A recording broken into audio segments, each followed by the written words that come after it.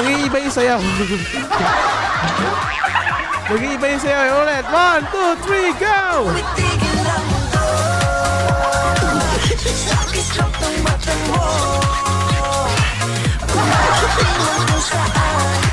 Oh, mali. Mali yung sayaw ko. Hello po sa iyo lahat mga kaibigan!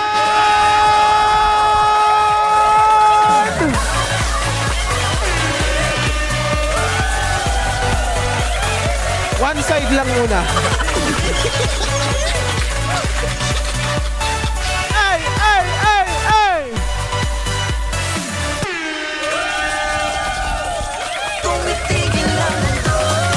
Ay, party, party!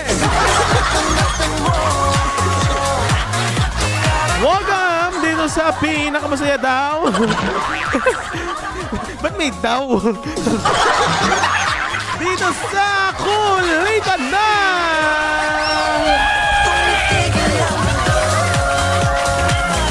Sa islap ng mata mo!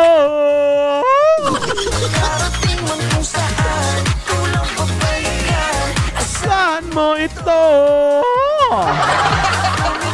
Ang mundo! Welcome to my Miana Day is Friday! Buti naman na Friday na din tayo after ilang weeks. Today's Friday, May 26, 2023. Sabay-sabay po tayo ngayong araw magkulitan na tawanan dito sa Kulitan Na.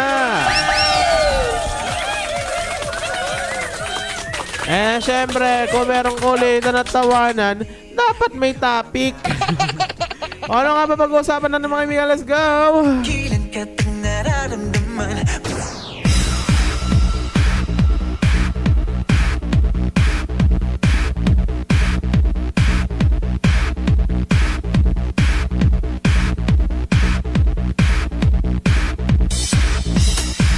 DICT nag-underutilization ng budget. Bohol kauna-unahang UNESCO Global Geopark ng Pilipinas. At syempre dahil need natin ng maging I am ready, Marcos tells local government to prepare for mawar. So, pinaghahanda na ni Marcos yung local government. Okay, yun lang yan. Ay, tiyan, mga pag-uusapan po natin ngayong araw.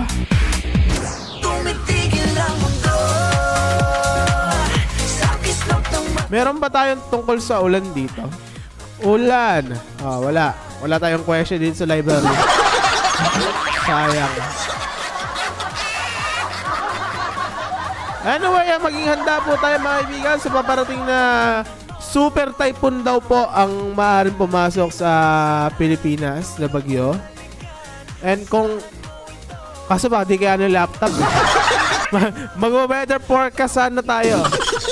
Baka di kaya di wag na lang. Ganun kasimple.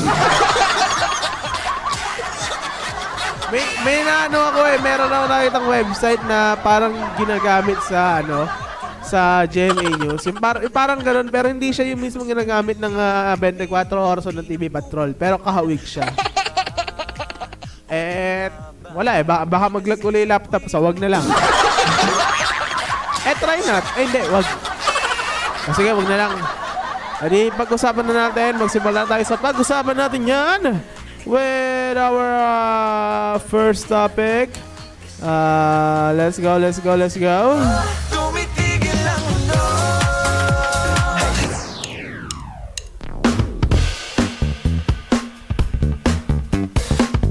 Una natin topic is tungkol sa bagyong Mawar na tatawagin Betty pag nakapasok sa Philippine Area of Responsibility. Marcos tells local governments to prepare for Mawar. Disaster agency says ready to respond. Ito ay article ng ABS-CBN News. Second update na to, sabi nila. President Ferdinand Marcos Jr. on Friday instructed local governments to prepare for potential rains and floods that Super Typhoon Mawar could unleash. So, pinaghahanda na ni Marcos ang local governments para sa mga pag-ulan o pagbaha na maaaring maranasan dito sa Pilipinas. while the Disaster Council assured the public that it was on standby. Marcos said the government prepositioned relief goods in areas that might be affected by mawar, mostly in northern Luzon. Kasi ang track niya is pataywan yung track ngayon ng Typhoon Mawar eh. So, bandang north ang inano niya, pa-north. Hindi ako yun, tumutubo pa to. But, he noted that the state weather forecast, wait lang, ibahin natin yung background natin. Medyo, pause natin to. Ito. Yan. But, he noted that the state weather forecast expected mawar to enhance the habagat and brings rain to other areas. So, dadalhin daw nila ako sa ibang area. Ay, ibang rain pala yun. Even if it was not projected to directly hit land. So, hindi nga tatama. Pero baka merong maulanin na lugar. So, dapat talaga maging handa. Baka mag-iba rin ng posisyon yung minsan kasi naiba yung mood ng bagyo eh. Ito sabi ni Marcos, kaya't we have already warned the LGUs to prepare in case of heavy rains and flooding. Ito pa yung dagdag niya, we'll leave it to the LGUs right now to make the call kung ano ang gagawin nila. Pero nandito lang sinasabi namin the national government is here to assist. We are in constant contact with the local governments para makita natin what is the situation in their places. National Disaster Risk Reduction and Management Council or NDRRMC said both manpower and relief assistance were ready for possible evacuations due to mawar. So handa na mga tauhan ng NDRRMC kung sakaling magpa-evacuate ng mga tao. So ito sabi ni NDRRMC or Information Officer Diego Mariano. Wait lang. Ito sabi niya, hindi pa rin natin dinidiscount yung kanyang lakas. Tayo pa rin ay patuloy na nagpe-prepare at maging handa sa kung ano man ang pwedeng mangyari. Ito pa isa, dagdag niya. Ang aning mga rescuers, responders at disasters workers, gaya sa mga kawani ng AFP, PNP, PCG at BFP, ay sila ay naka-alert at naka-standby po. Ito naman sa Cagayan, emergency personnel and equipment were deployed to 11 areas seen to bear the brunt of the storm. So sa Cagayan, naghahanda na sila. Naka-ready na, naka-deploy na yung mga equipments. Sabi yan ng Northern Province Disaster Risk Reduction and Management Office Officer in Charge, Rueli Prapsing. Authorities are also prepared to conduct preemptive evacuation and impose a liquor ban to help prevent the intoxicated from drowning when floodwaters rise. Walang liquor ban daw dyan. May mga nakita tayo yung mga Facebook post nung mga binabaha, nagiinuman pa. Ano sabi ni Rapsing? Sa lahat ng constituents dito natin sa Cagayan, nakakaranas ho tayo ng dalawang malalakas na bagyo. Ang Lawin at nakaranas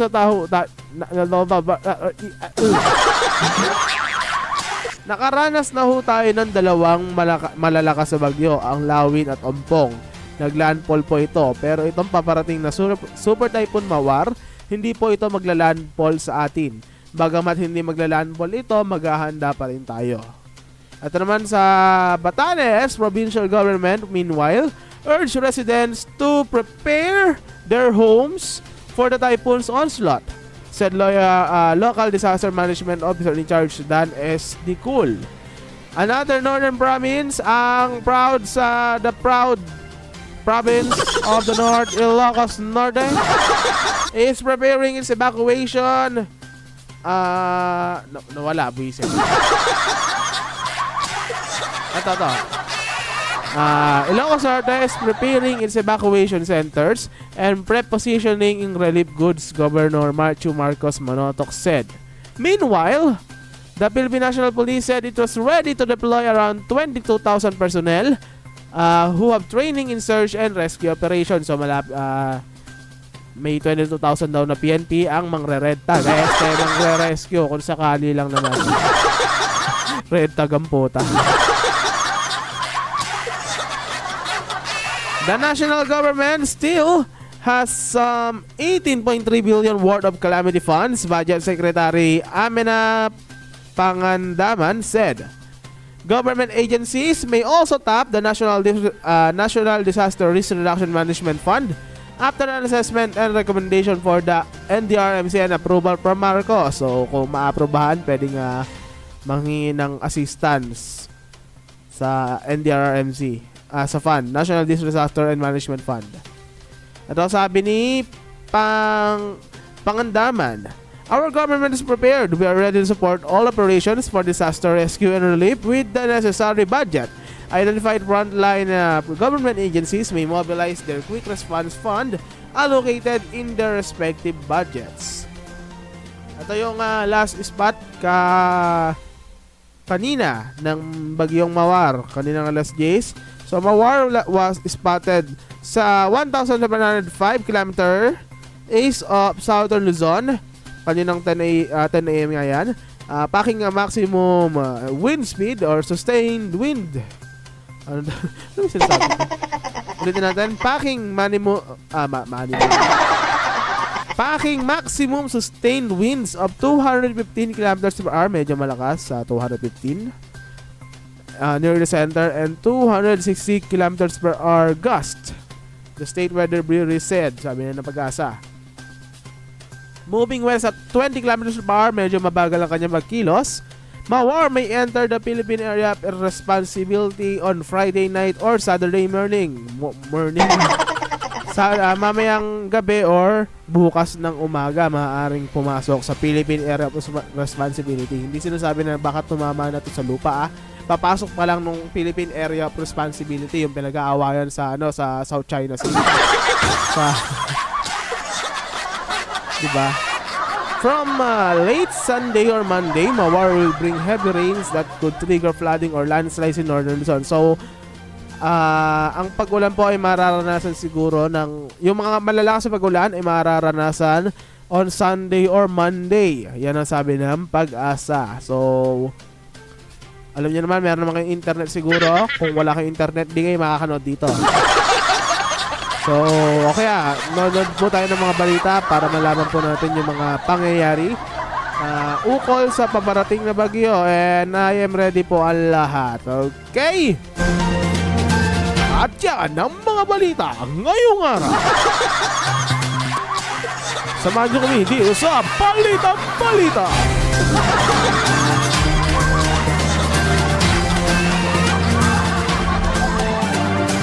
Next topic na tayo mga kaibigan.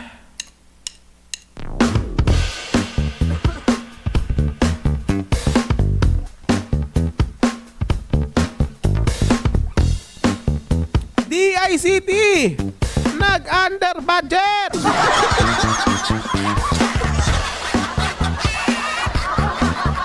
Ito ang ating article na papasahin ay from Inquirer.net. Wait lang, ayusin ko lang yung audio.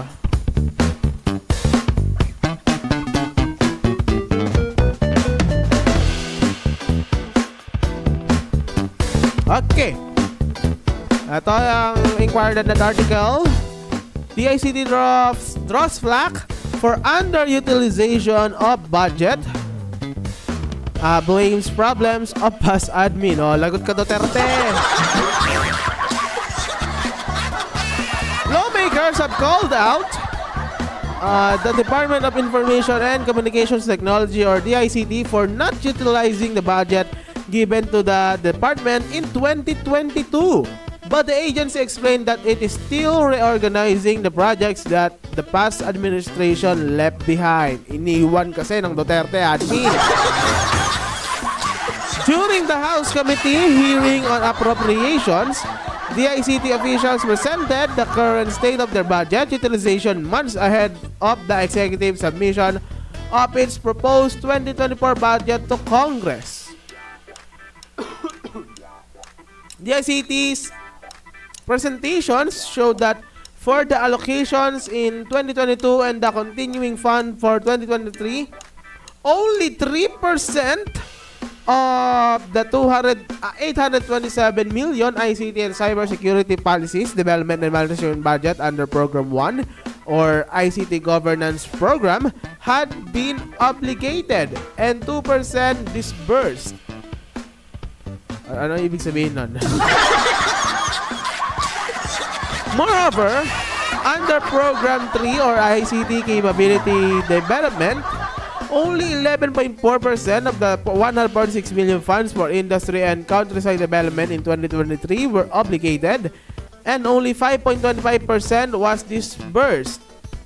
Hindi ko alam yan. Hindi ko alam been obligated sa disbursed. Nag-disburse sila. Naalala niyo yung meme na yun? Nag-disburse sila tapos DICT Assistant Secretary Herson talaga? Herson Asidao admitted that they have the very low utilization rate as they took a step back and analyzed the past administration's projects, especially after discovering that companies are asking for payments for projects that were undertaken without contract. Hala! Ito sabi ni Asidao, we have a very low utilization rate. Aside from that, we are actually surprised there are a lot of companies and agencies asking us to pay out a lot of payables, which based on our initial investigation and due diligence reports that we have done for the department, we have noticed certain projects without any contract. Nako. Ito pa dagdag niya. So we have done was to step back. Let's check what happened. What is the program in the previous administration as far as the projects are concerned? According to Asidao, they are looking for ways to implement projects crafted under the administration of the former President Rodrigo Duterte more efficiently and beneficially. One of the programs mentioned by Asidao is the free Wi-Fi program where funds were transferred to the Metro Manila Development Authority when Northern Samar 1st District Representative Paul Daza tagas irregular in a privileged speech last November 2022. So, nalipat daw ang yung dapat sa free Wi-Fi program, nalipat daw sa MMDA. Ito sabi ni Asidao, ito yung sabi ni Asidao kay Stella Kimbo. There are programs like, for example, the contract made with the MMDA of more than 2 billion, of which 1.1 billion was already disbursed before we already came in. That's as of June 2022. Projects like this, Madam Chair, we did not continue. Dagdag pa niya. Aside from that, there's another item in the free Wi-Fi project as well, which we did not continue because it is our firm belief that there are better ways and methodology on how to deliver more efficiently and effectively and will benefit the public as well. Asidao further explained that a review also affects the 2023 budget and operations because the past JCT management was the one who crafted the budget, even as it was approved under the term of Ferdinand Marcos Jr. Hala! Marcos, who won in the May 2022 elections, took office on June 30. The budget was submitted to Congress in August 2022 and still had input from offices under the Duterte administration. Okay. So ito sabi uli ni Asidao. So with all these things that came to our surprise, we deem it more appropriate that we should have a diligent effort to review all the programs set by the previous administration for 2023 because technically the budget for 2023, Madam Chair, is still the budget of the previous administration. Kimbo, however, highlighted that a lot of agencies have encountered issues attributed to the change in management after a new administration came in. But it was only DICT that spent so little. Hala! Ano sabi ni Kimbo? Disbursement is 380 million. Actually, yung 43.68%. That's actually misleading because you divided the 318 million by what was obligated. If you divided 318 million by the allotment, that's actually only 2.27%. So what we have here is a non-functioning agency. That was what the ICT was. Unfortunately, I have to describe that agency in these words. Napatanong naman siya. You know, this is unlike other agencies. The problem in other agencies is there.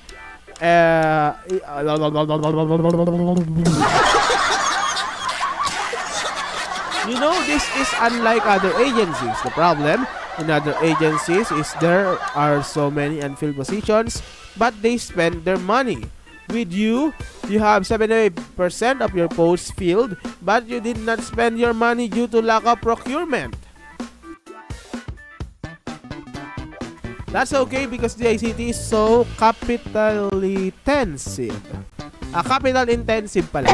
Pinagsama ko po. That's okay because the ICT is capital intensive. But is that what's supposed to happen due to failure to procure? Ito naman, Undersecretary Manuel Anthony Tan meanwhile explained that they are still adjusting as the DICT is relatively new.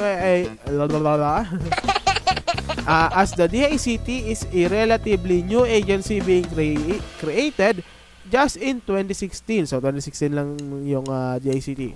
Ito sabi ni Tan, Madam Chair, as a background, since 2016, DICT has already have 5 secretaries including 3 months in 2021 wherein we did not have a secretary.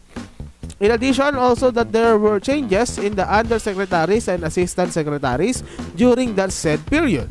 There's a constant change in personnel in the 3rd level. Dagdag pa niya, essentially we started hiring during the COVID-19 pandemic. There are changes in personnel, there are changes in the project, there are procedural things that need to be improved. Since essentially the DICT was a new agency in 2016. So until now, we're still adjusting to our procedures in adherence with DBM and COA findings. So yon, under budget.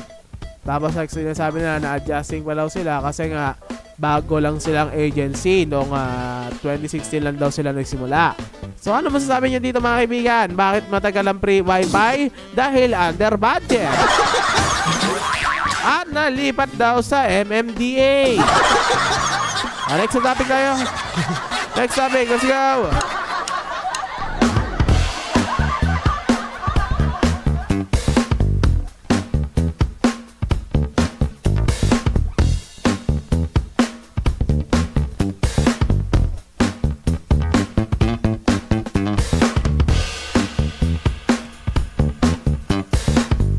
Bohol is Philippines' first UNESCO Global Geopark. So ito article ulit sa Inquirer.net. Bohol Island has been recognized by the United Nations Educational, Scientific, and Cultural Organization as the Philippines' first global geopark. Another Pinoy pride. Bohol was among the 18 new UNESCO global named on Wednesday. Ito sabi ng UNESCO sa isang statement. The island's geological identity has been pieced together over 150 million years, as periods of tectonic turbulence have raised the island from the ocean depths. It highlighted the karstic geosites such as caves, sinkholes, and cone cars, including the famous cone-shaped chocolate hills in the center of the geopark. UNESCO also took note of the Danahon Double Barrier Reef, a one-of-a-kind geological formation in Southeast Asia and one of the 6 documented double barrier reefs worldwide. Oh, nandito daw ang Danahon. Ayos Ito sabi ng UNESCO ulit, tourism is growing in the area, which is a prime eco-cultural destination thanks to its wide sand beaches, diving spots, magnificent geological formations, rich biodiversity, and cultural heritage. Naliligay ako. Its tradition and culture prove how its people adapted to their natural environment. Yun ang sabi ng UNESCO. The Bohol Island Geopark welcomed the groundbreaking decision to recognize it as one of the 195 UNESCO Global Geoparks. Ito ang sabi sa isang statement ulit. May this milestone inspire us for more may inspire blah. Dahil kong bulol ngayon. May Marcos lang kasi.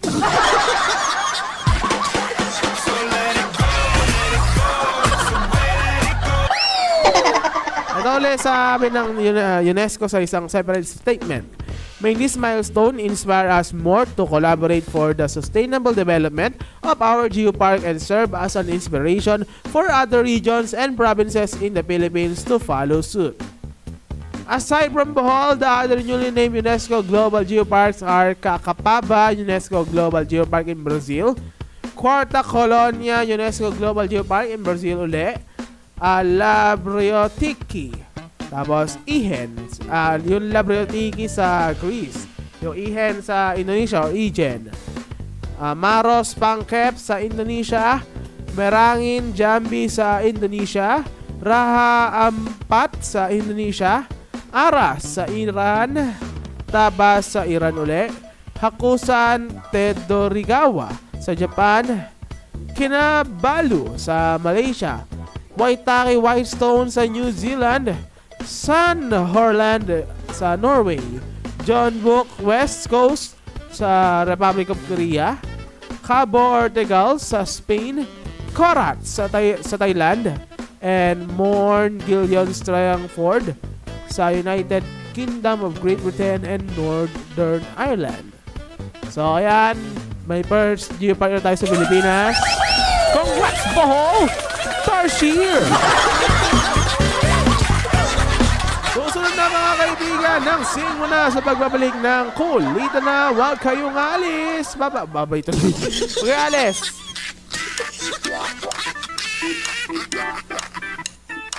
6, 7, 8.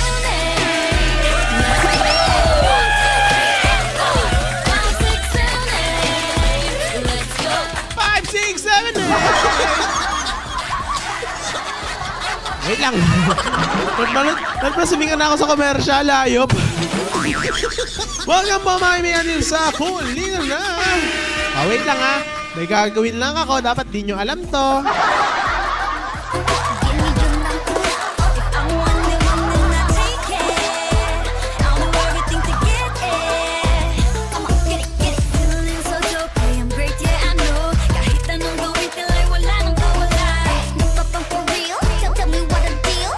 Okay na, let's go. Kantaan na tayo dito sa Kulitan Na. Let's go!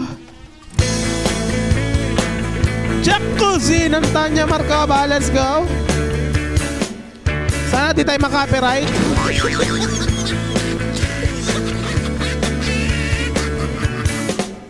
Pawisin, kapos na sa hangin. Di makapaniwala, bugso ng damdamin. Baby, pasensya na, di ko sinasadya. Dala ng pagkabigla, patawarin sana. Huwag ka sanang mawala sa aking tabi. Makapiling kahit sa huling sandali. Go, let's go. Hey, hey. Yun mo party song yung kanta. Bumutin, puro panalangin. Di na masasabi ang gusto kong sabihin. Nagtatampisaw, di na gumagalaw. Nais ko lang mundo ay magunaw. Huwag ka sanang mawala sa akin tabi. Makapiling kahit sa huling sandali. Huwag ka sanang mawala sa akin tabi. Makapiling kahit sa huling sandali. you, I love you, I'm sorry, my baby. I miss you, I love you, I'm sorry, my baby. I miss you, I love you, I miss you, I killed you. Huwag ka sanang mawala sa aking tabi, makapiling kahit sa huling sandali.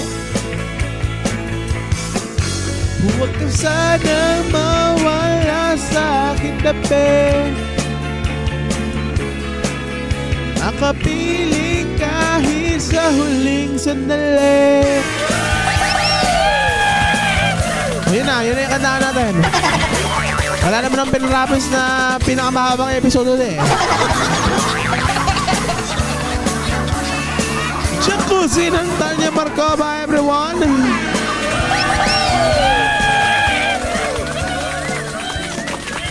Maraming salamat po sa inyong panonood, pakikinig at pakipagkulitan at tawanan din sa Kulitan Na! Next week, tuloy-tuloy pa rin mga kulitan na tawanan. Tayo magbibigay ng premyo tuloy. Ano to, game show? Tuloy-tuloy pa rin ang kulitan na tawanan at kantahan din sa Kulitan Na! Bye-bye! Bye-bye po!